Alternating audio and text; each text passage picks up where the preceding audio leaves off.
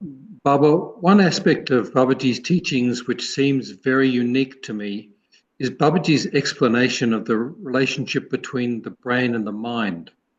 And I was hoping to explore that again today a little bit more. Yeah. So, Babaji, is it correct to say that when we observe the world, we're just observing data that's been sent to our brains through the nervous system, through our senses like sight and hearing and touch and so on?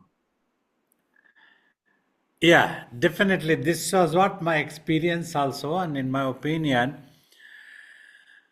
because of the brain, we have obtained consciousness of this world, universe. And whatever we experience, we are actually experiencing the reflections of the brain. As you also said, the brain is in touch with the universe through its nervous system, and the sensory organs are all there. And when it receives the message, and it passes on the message order also. In that process, it reflects every message it receives as a thought process or as a visual effect. These two things what happens. So we watch that and register in ourselves. Now I have changed the language. If you observe, hitherto I have spoken many times, the mind watches and the mind registers in itself, because this mind is nothing but we actually. We are the pure consciousness here, combination of pure consciousness and energy. The mind, we call it mind when there are thoughts in the mind, and we register and thoughts come, visions come. So we call it as mind. My mind. My mind wants to do, my mind thinks like this. This is my opinion. So finally, it is me actually. The mind is nothing but me. Thus, we get to see the reflections of the brain and we register it in ourselves as if it is a reality. This is the process that happens. Means we simply believe whatever the brain reflects. We don't know whether it is good or bad. We don't know whether it is useful for us or not. Yet we consider it and we take it. Of course, brain is a wonderful, intelligent agent. Just like nowadays we talk of artificial intelligence, this we can call it as a natural intelligence that is in the body. So through that only we obtain. Also, when we apply the brains, we are able to apply our wisdom, our thinking capacity, our, like when we are able to think, we should be able to discriminate also what is right, what is good. By watching what is in front of us as the universe, we should be able to observe certain realities. Like great genius in science also, spirituality also, they all have observed. Like if astronomers observe the stars and moons and planets and every such thing, the scientists also observed in their own way. Spirituality, yogis, our ancient sages also observed in our own way. So one such thing was that the universe is impermanent. That is the discrimination. It is not going to be holding the same shape at all times. The shape changes. That we call it as the time passing by. As the time passes by, everything changes. Like our own physical body, we would remember that as a 5-year-old, 10-year-old, as a youth, as an young man, and we come to the old age, everything it changes. On this passing of the time, we try to call it, this is my 70th birthday, means the body saw 70 years. Sometimes jokingly we say, I have gone 70 times around the sun. So that type of things, all we recognize, we understand. So this is what I would like to say in my opinion, in my observation. Babaji is saying that the brain's processing all this information and then it's showing it to the mind like a movie on a screen. Is it? Yes. Okay. And so Babaji used the word, sometimes he uses the word that it's not real, or Baba has said that it's not permanent. Is there a difference between those expressions, Babaji? We try to use it as impermanent. If we more say not real, people may get confused. When there is something in front of my eyes, how can it be unreal? That's what. So either way, you cannot prove whether this exists or not exists. For that, I have told this universe has only appearance value because it changes constantly of its form, its shape, everything. If one has 100 years for a change, another may have 1,000 years, another may have 1,000,000 years, and the universe may have some billions of years. But finally, one day it will change. The shape will go away. It may even disappear. Like if the black hole consumes something, that thing simply disappears into the black hole. Nobody still knows what happens afterwards. This is what. Though in Vedas and Upanishads we get to hear, like the Purnamada Purnamidam, when this universe is not there, it would have gone back to that self. That means the space that is all pervading. How? Clue and example is our own mind. Everything that appears is within the mind. You may have your own world, a story, characters, things happening in your mind. And the mind is the creative agent. That is the thing which has created. But it has created in itself. So thus all the thoughts and visions, a world, whatever is in the mind, cannot go beyond mind. It is no such thing. So thus it remains within the mind.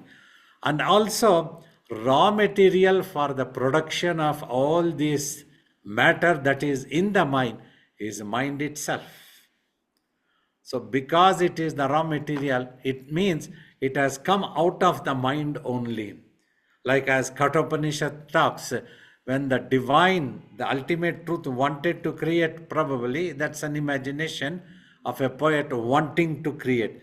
Or it just created, as there was no other raw material, so the divine created the universe in itself.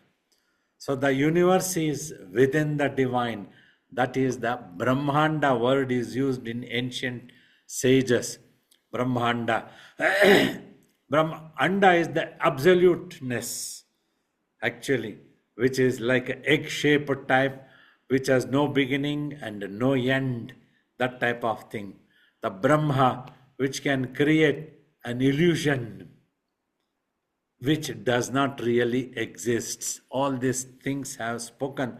So we can also take the clue from the mind itself.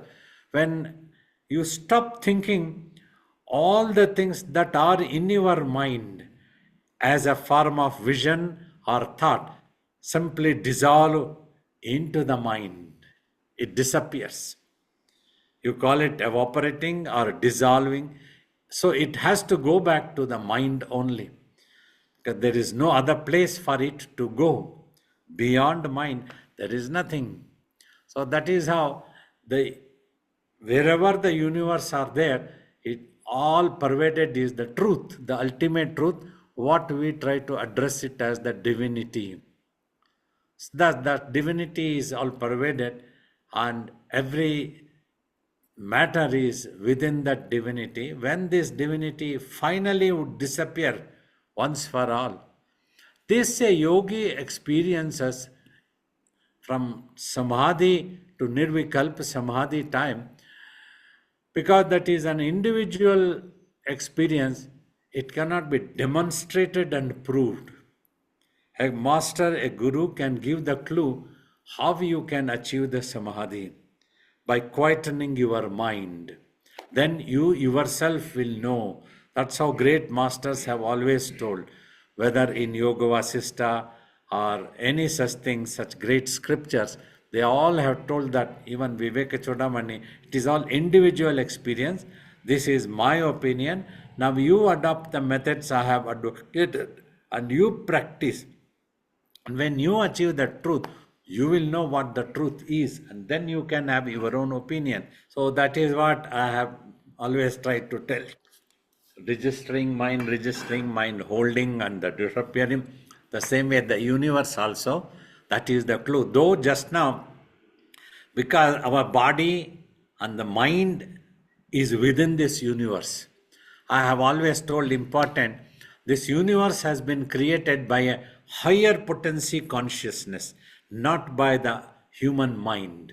Means whatever we are in this body, the potency is very less. If it is just 10%, then it's 100,000% is that Brahma, Vishnu, Shiva, those concepts. Some people might ask, can a yogi, when he merges with the divine, can he create such world? That must not be adopted at all, because you will lose merging with the divinity. That is vital. That is the recommended goal. So when you go for that, you won't bother to create anything. It is all in imagination only, imagined substance only. So now one more important point, even now also, if you see, say you are your mind, you cannot touch physically any of the matter that is available, entire universe. Only through the physical body only you can touch and take it in your hand, one matter touching the other. But the mind can, in conscious only, can touch, but physically it cannot touch. Thus, it cannot really have anything. That is the reason some sages have told, though the body is eating, the eye is not eating anything. Even the food also. It is fed to the body by the body for sake of the body, so that the body is sustained. But for the mind to remain sustained, you don't need that type of food that is to be given to this physical body. So these are some of the clues, some of our observations, some of the things to tell how it is unreal. Though I don't emphasize too much about the unreal thing, I try to emphasize as only appearance value and not an existence value, or it is simply an impermanent thing which will change. At least this would be acceptable to everybody immediately. Thank you, Baba.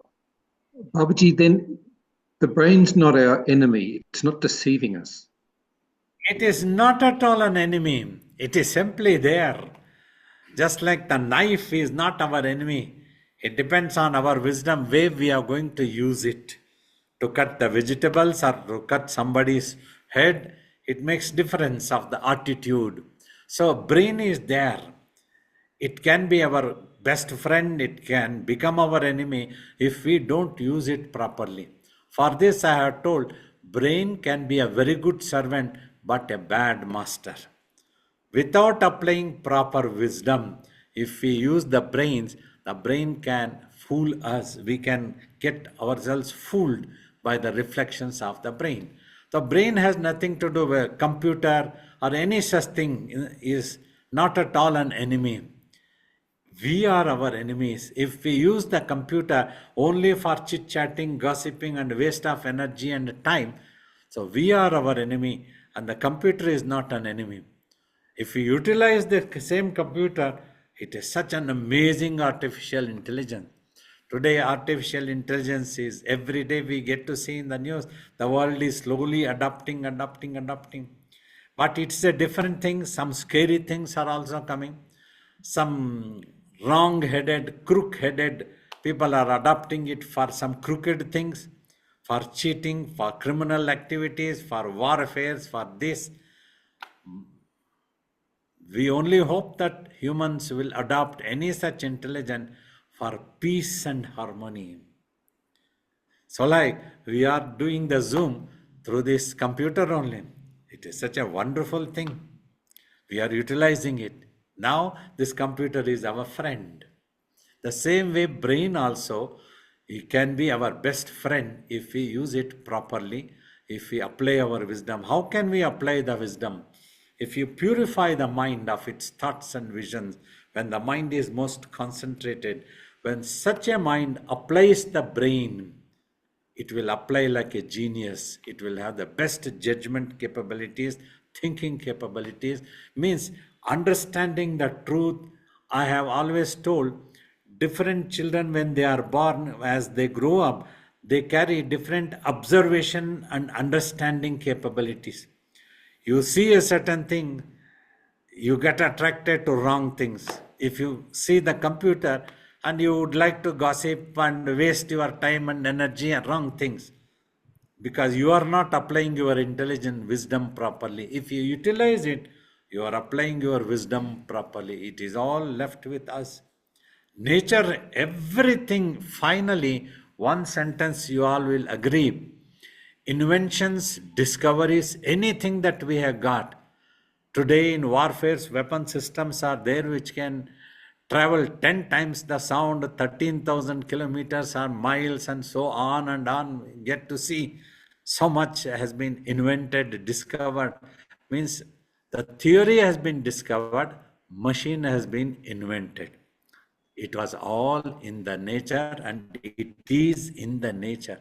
The nature is the wonder. Nature is the divinity.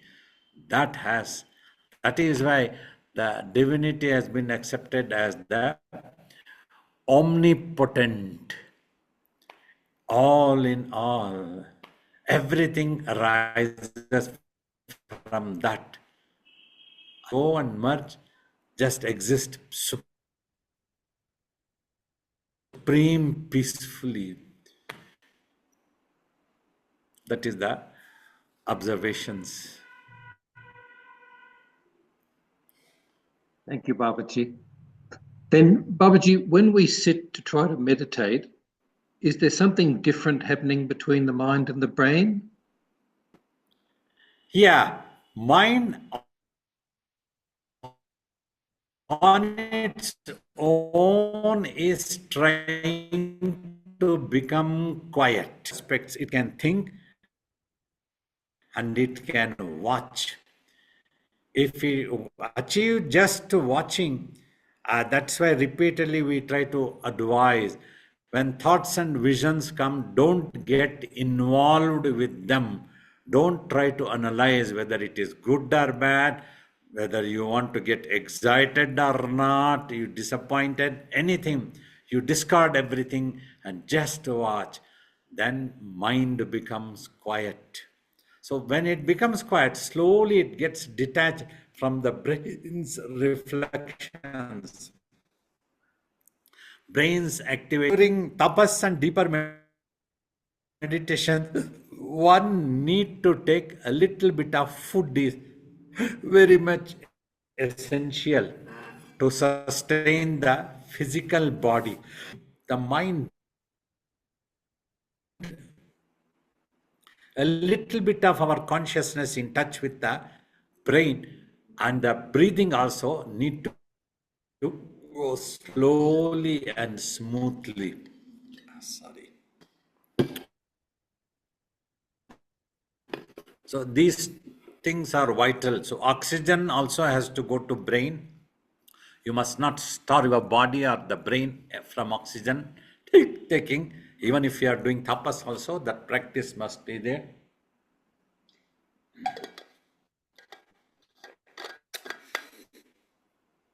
This hiccups threaten sometimes. What to do? And that is what it is important. So thus you will be able to apply the wisdom properly, and you are trying to withdraw yourself from the brain's reflections, at least during meditation. Afterwards, you can always use the brain. That is why spirituality is a natural process where without harming the health of the brain. That is how we also conclude mind is not a byproduct of the brain. Mind is a separate entity here. In the end, you will understand brain has come into existence by the visualization of the mind. So this is the very mind-boggling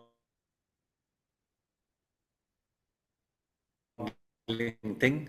Afterwards, some other time we can discuss. Or when so mind is totally different, not a byproduct of the brain. So that is how you are able to withdraw the mind. Otherwise, simply by controlling the brain, you could have controlled the mind also. That's what no alcoholics, drug addicts, all these people, they achieve a temporary blissfulness because when the brain's reflections waves are suppressed, mind has nothing to catch.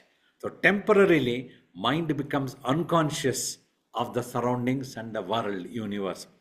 Then it starts thinking that it is enjoying happiness because of this. And such a person becomes addicted. As he becomes addicted, unfortunately, he goes on spoiling the health of the brain and the body's physical parts in every way. Then gradually he will become a slave and he will not be able to use the brains at all properly. All the time they would like to be drinking or on the drug. Many youth are wasting their life. Such a beautiful physical body, they are wasting. We get to see the photos sometimes, college students becoming drug addicted and are lying on the road somewhere else in the parks. They are doing nonsense things, all such spoiling things. It is so sad. So these things are happening. They don't realize what they are losing. But meditation is a natural process where no health is affected. Because when you come out of meditation, you can always use the brain and use your mind also to think, discriminate, make proper judgment, take proper decisions, live a stress-free life.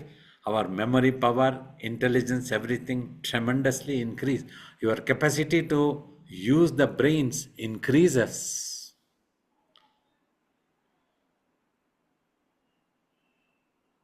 Thank you, Baba. Babaji, when the mind is observing, is that mind the one watching the screen? Is that then the I? Yeah, it is the same I. You watch the brain's reflections and you absorb and register it in yourself as if it is a fundamental reality. And that you come to be known as your mind. You call it your mind. My mind. Usually people don't think I am thinking and they also talk, but they don't realize it is they. Mind is nothing but they themselves.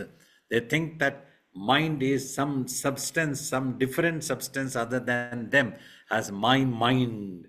But where is this mind? Nobody can see it in naked eyes. Nobody can tell the location of the mind. Yet everybody knows there is a mind. They, depending on the thoughts and visions that are in the mind, based on that only you recognize that you have a mind. You have a mind means here you have the thinking capacity, you have the watching capacity. Through the eyes you watch, you get to see this world, and through the nose you observe the oxygen, through mouth you try to talk, though you don't talk anything. All these things are possible.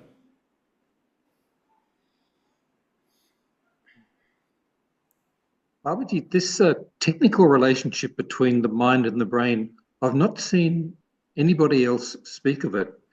Is it possible for Babaji to explain how he came to understand this relationship?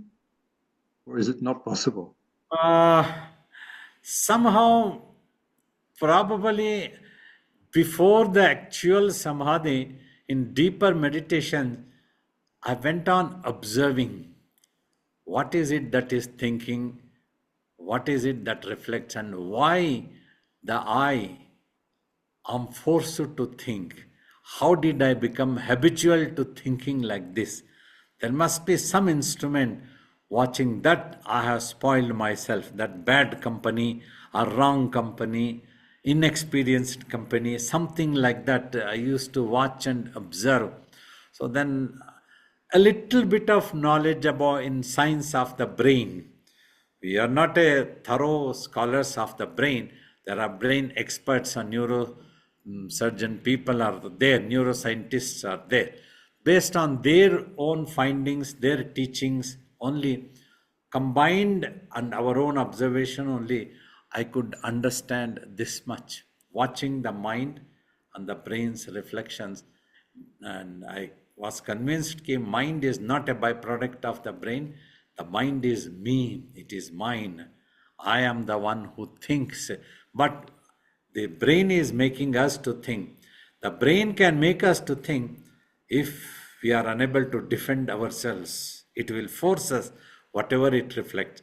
Like, for example, I remember once my teacher said in high school, if another country invades us and destroys us, our culture, our independence, everything, that means we must think the first fault is ours, that we were unable to defend ourselves. We were not ready to defend ourselves. We did not have any preparation and patriotism that was necessary, unity that was necessary. That's why historically many different races, different people came invading us, destroyed our culture. Like that he used to say. This sat in my mind, this sentence. That means first fault is ours. We must accept that we were not ready to defend ourselves. So in the same way here also, based on that, I started thinking, if we are simply becoming a victim of brain's reflections, we cannot blame the brain entirely. Brain is only a biological organ. We have to take responsibility that we did not practice anything properly to defend ourselves, to take proper decisions, to make proper judgments, to use the brain in a proper way. That is the thing.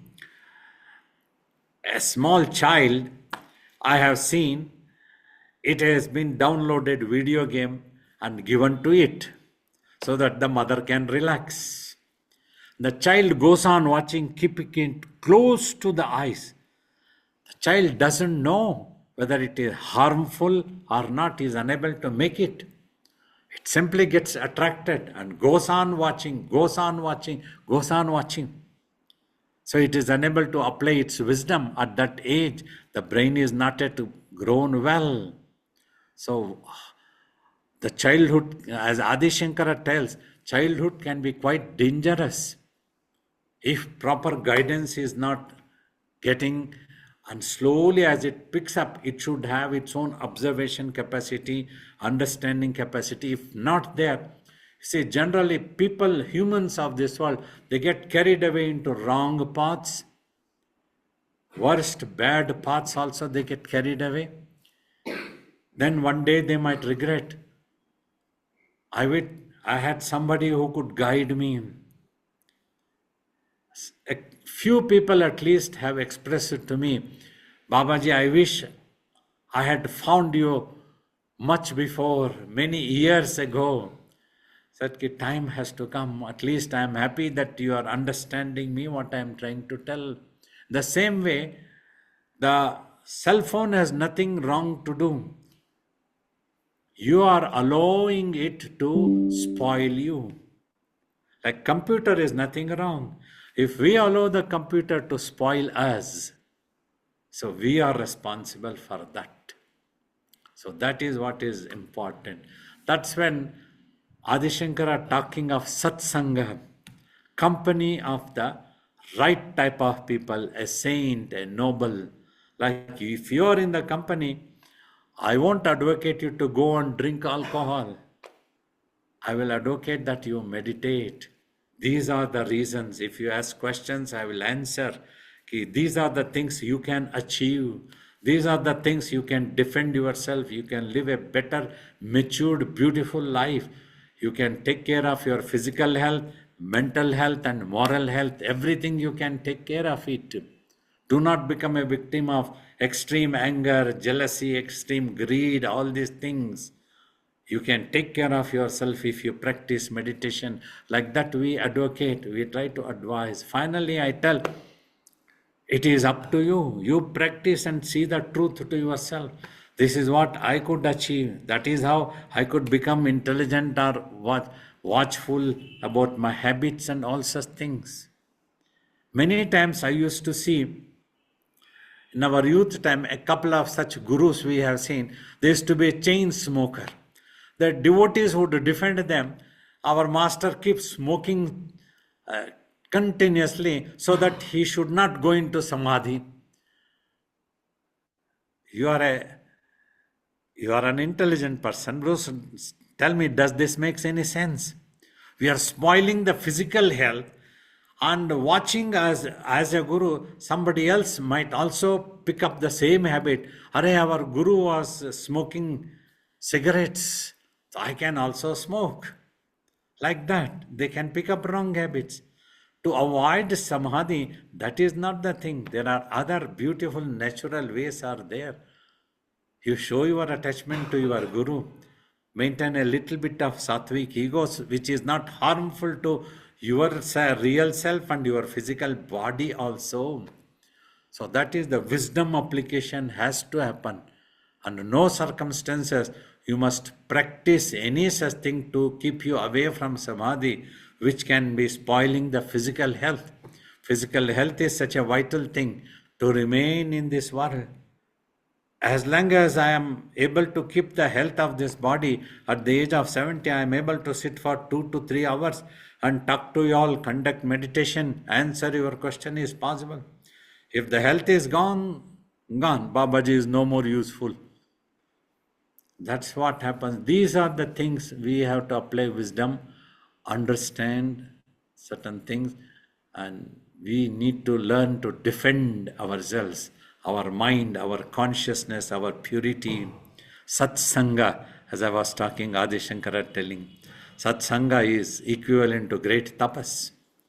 Otherwise, if it is a dussanga, company of the wrong people, and they will put you into wrong habits, and you are gone. You are wasting your life.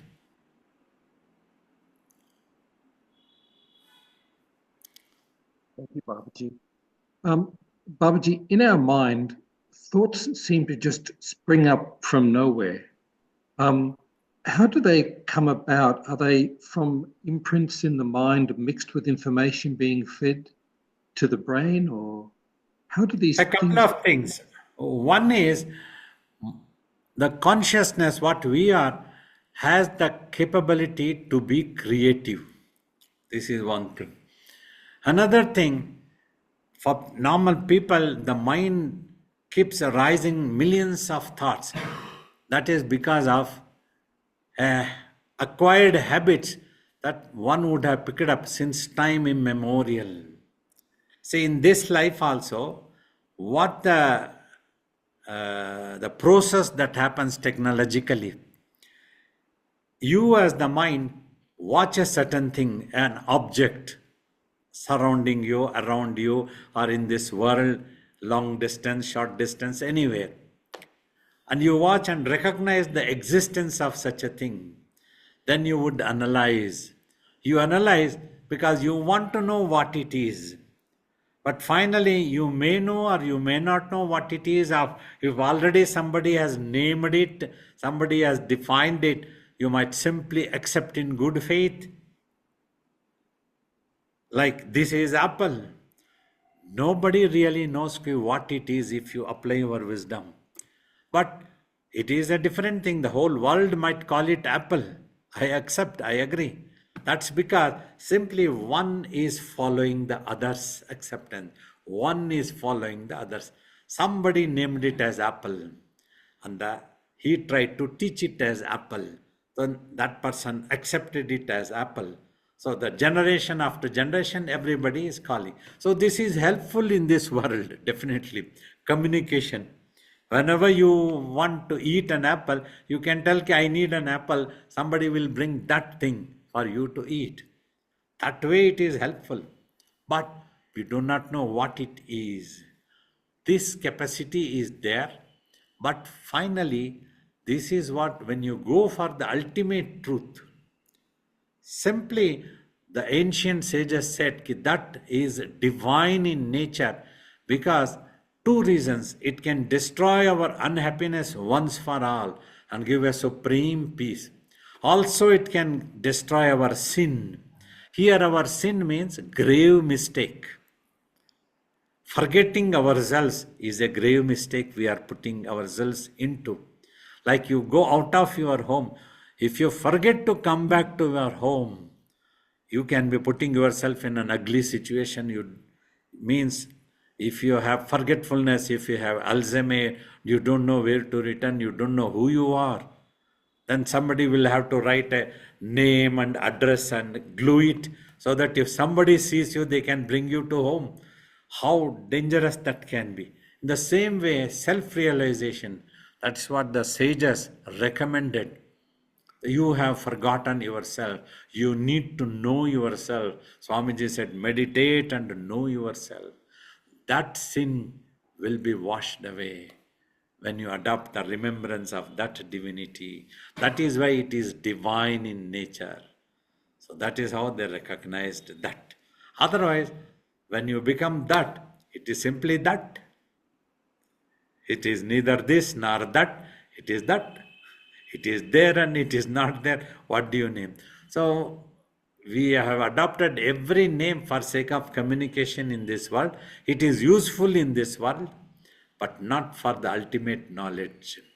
So we should not get carried away. This knowledge, at least if we have, so these names we have adopted so that we can communicate and understand with each other. That much is good. More than that, we don't get carried away and get attached to apple, that we don't want to die giving up this apple. We don't want to die giving up this property of the ashram. I have to be attached all the time. That is wrong thing. We will be miserable. Like this, the mind has recognizes, analyzes, and makes a judgment in that process. Okay, this is apple, this is mine, this is not mine, and it absorbs an imprint. That is what I keep trying to tell as acquired habit of the mind, which is coming since time immemorial. When it started, there is no conclusive answer. Simply the masters say, as soon as possible, get rid of this so that you can know yourself. So that is how these thoughts, when you close the eyes, it gets stirred and all these thoughts and visions come up. They all get dissolved if you just keep watching them, don't bother about them. That is all the trick and technology. Technique is, that's what. If you hold on to it, means if you call it, oh, you are this good, you are the bad, then your mind holds on to that one. That's why we tell the 6 enemies of human mind: greed, anger, jealousy, all this. Whoever has got in their mind is the first casualty. I keep telling always in my teachings and talkings. So that is how these things happen. So when you meditate, if thoughts and visions come, don't worry for a while. Let it happen, allow it to happen. It will all go away if you simply just keep watching. That is the technique and the idea of meditating. The rest all can be myths, and so many myths and myths and myths and myths. Drop all ideas, just watch in meditation, you will win. Thank you, Babaji. Baba, we've had a question sent in by Bhaskar. I wonder if I could ask that question, please, before we invite other people to ask. Yes. Okay. The question is, though mind seems to understand the difference of mind, body, and brain, it doesn't understand in its true sense. Is that what will slowly seep in with continuous practice? Yes, that's why you need to practice. Practicing to quieten the mind so that it gives first all its acquired habits. That is the important thing. If a certain thing has gone into a wrong path, to rectify is the most difficult thing. To teach a new thing is easy. If your head is spoiled with so many ideas and myths, to cleanse thus is the meditation practice. Slowly, if you practice, understand the technique that you just have to be watching. Your ability to watch is the meditation and the tapas. First 1 hour practice. Don't be in a rush that you want to become self-realized tonight itself. It will happen slowly. Don't look back unnecessarily. Keep going, keep going. You will become quiet. Thank you, Babaji. If Babaji has time, could we invite people to ask questions, please, Baba? Yeah, I think we have about 20 minutes probably. I can take a few questions. Namaste, Babaji. Yes, please. Babaji, I have a question that what happened is that few years ago I read Bhagavad Gita chapter 3. In that, Sri Krishna ji has said that you should work without being attached to the fruits of the action. So I followed it and followed it for quite few months. And what happened to me is that when one day I was sitting in my room, one question came in my mind about uh, who am I? So suddenly I've noticed that there was a stream of consciousness that developed in me, but it changed my life very bit. But it is it is very transient. It comes and goes. So I was thinking that why this consciousness is not consistent, and how I can make it consistent. Yeah, actually, this is not consistent because it has acquired other habits of thinking also, as I was explaining the last question. Since time immemorial, so many lives have passed, it has acquired such habits. They all have to get erased and dissolve within the mind. For that only, you practice meditation. Anything, this is some of the great self-realized teachers all have advocated the same thing, maybe different terminologies. Like Ramana Maharishi said, closing the eyes, observe from where the eye is coming. So if you get totally concentrated on that consciousness of existence, then all other thoughts and visions go away. This will happen eventually in due course of time without losing patience. You go on meditating like this. Just observe in between eyebrows, and that is what you will be doing. You will be observing from where the eye is coming. So then other thoughts, as it goes out, this will stay consistently. The time increases of this experience of yours. You need to practice more. Thank you, Baba. Pranav Babaji. Yes, please. Yes. Babaji, consciousness, mind is consciousness and energy, and self also consciousness and energy. Both are same. Yes. Yes, both are same actually. Both are same. In a miniature way, you think of the mind, and the self is also the same. Self is also combination of pure. For sake of clue only I am giving. Finally, there is no explanation of the ultimate truth. It is beyond. However, for understanding, self also is same consciousness and energy. Thank you, Bob. Namaste, Babaji. Yes, When it please. is said energy field or potency of mind varies from 1 to 1. So as you said, Brahma, Vishnu is much more mega potency than normal beings like us. So higher potency can influence the lower potency of the brain or mind? Yes. For that purpose only, devotion or meditation, all these are taught. So when you are onto this path, you are actually trying to connect yourself to that higher potency. Like this, if the master is a yogi, he will advocate, go on doing, quieten the mind, quieten the mind. Thus you will get connected to the even beyond of the Brahma Vishnu concepts of the Parabrahman, ultimate truth. So that is how they will influence, they will absorb you back. I have one more question, Babaji. Yes. In that case, like a flow of river washes easily washable and smoothens rigid or coarse things. the same way, Guru's grace and Yogi's ever-flowing radiance or vibrations, whatever we call it, there's a being which come across them based on their absorption capabilities. They will also get influenced and helped. One need to practice a little bit with total faith. That faith called dam needs to be built because the Guru's grace is flowing. For you to become the catchment area, you have to build up the faith and devotion. Then that grace can be received. You will become receptive is also necessary. As the broadcast is happening, receptiveness is also necessary. Then you will obtain the grace. Thank you, Baba. Hello, Namaste, Babaji. Yes, please, I can hear you. My question is, like, we go to some places like Tirtha Kshetra or some divine places, so the mind becomes quite naturally and it is easy to meditate there. But when we come back, it becomes harder. So why it happens like that?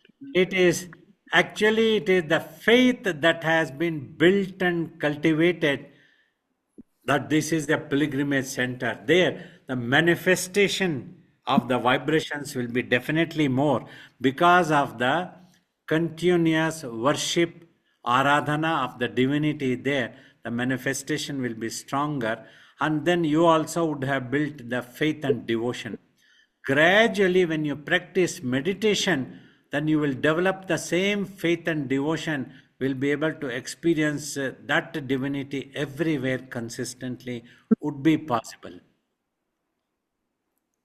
Jai Babaji, greetings from Chile. I have a question. I don't know if you can answer this question now.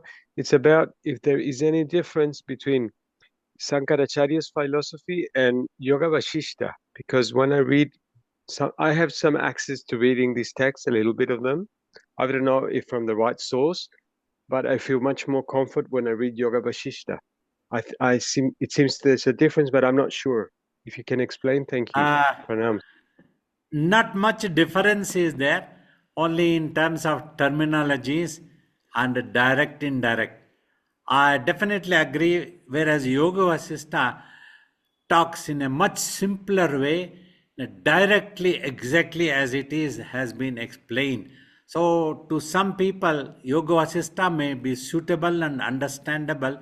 In fact, my master Shiva Balayogi also always recommended Yoga Vasistha for us to read initially. He used to say, if you read and understand Yoga Vasistha, you don't have to read anything else. That contains the truth as it is in a simple, direct way. Thank you, Babaji. Thank you. Namaste, Babaji. Yes, please. Thank you. My question is, as long as there's the body, will there always be some suffering?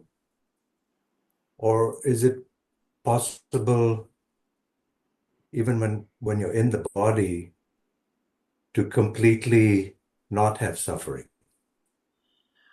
Even through meditation. Physical body is likely to have any suffering, illness, because it is impermanent. The body is made up of like that. Anytime anything happen, it has its own limitations. We might try as much as possible whatever knowledge is available, like intake of the food and how to we keep with yoga and exercises. That might help a long way though, but finally it has its limitations. The physical body may suffer before we drop it sometimes. But the other aspect, Babaji, is when you talk about reflected consciousness, Chidabhasa.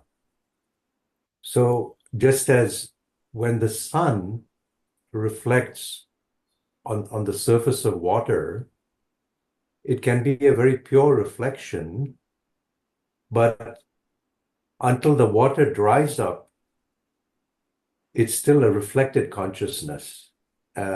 When there's no water, spontaneously the merger to pure consciousness happens without any effort. So the question really is, as long as there's an instrument is it like Chidabhasa, where there's the potential for ignorance and avarna and vikshepa, and therefore suffering, mental suffering? Or Yes. that's why they say Mahasamadhi versus Samadhi. So with as long as the physical appearance is there, is it possible to have absolute peace? Yes, if one has achieved self realization, even if the body suffers for some reason, the inner consciousness will be the ever silent one. Like Ramana Maharshi also has put, a yogi, even if he is gossiping a lot, he is the ever silent one because his consciousness has become quiet and merged with the self. That is what Chidabhasa you are feeling. So yogi is settled into the self. The body might undergo some sort of suffering or some illness, like great sages also underwent, like Ramakrishna or Ramana Maharshi, they all. But however, the consciousness will not feel it. It will not suffer in any way. It is settled into the final self. So it will simply wait for the body to get dropped and then the Mahasamadhi happens. That's how when a yogi drops the body, it is said of Mahasamadhi because the consciousness which was there until as a Jivan Mukta will achieve the Videha Mukta by totally merging once for all with the ultimate truth. And my final question, Babaji, is in deep sleep, there is no world and no experience at all. In deep sleep, but the self is there. The pure consciousness is there, but there's no body mind to experience because it's completely folded up. Similarly, for the self-realized person, is there an experience of the world? Or is it just happening in a non-doership way, and the person is not even aware of the unfolding of phenomena? Exactly. It is. The universe does not exist for the yogi because nothing registers as a reality. Though vaguely the appearance is there due to the physical body, and it's only like a vague thing. Like sometimes I have given an example, if you write on a white paper, instantly it gets disappeared, erased. So nothing sits into the consciousness of as of any reality of this world. That's what happens. Is the pure consciousness. It won't absorb anything else.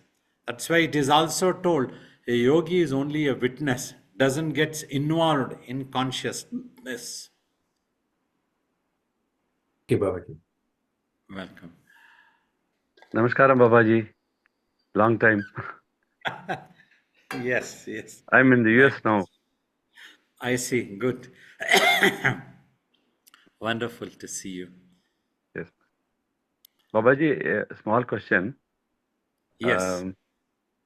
Actually, we are gaining a lot of knowledge, skill, attitude, everything in this birth. Suppose if you go to another birth, if you take another physical body, will there be any carryover or any the carrier of the knowledge? Will there be to a new physical body? Is there?